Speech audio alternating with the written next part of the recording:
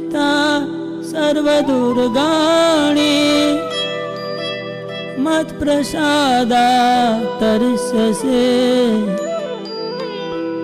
अथ चेत्त्वम् अहङ्कारान् न श्रोष्यसि विनश्यसि।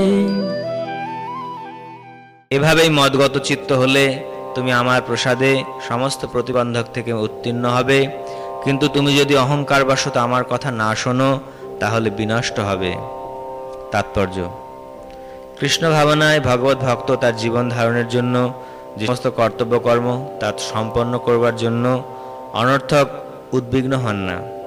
সব রকমের উদ্বেগ ও উৎকণ্ঠা থেকে এই মহামুক্তির কথা মূর্খ লোকেরা বুঝতে পারে না।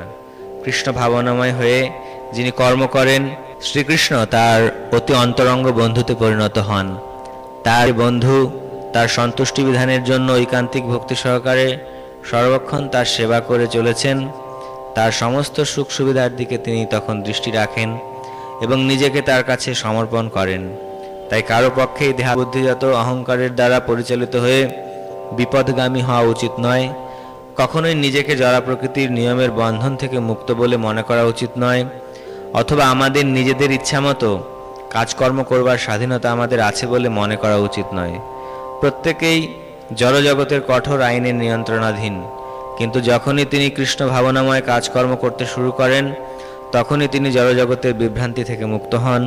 খুব সতর্কতার সঙ্গে আমাদের মনে রাখা উচিত, কৃষ্ণ ভাবনাময় হয়ে ভগবানের সেবা যে করছে না, সেই জড়জগতের ঘূর্ণিপাকে জন্ম মৃত্যুর সমুদ্রে নিমজ্জিত হচ্ছে।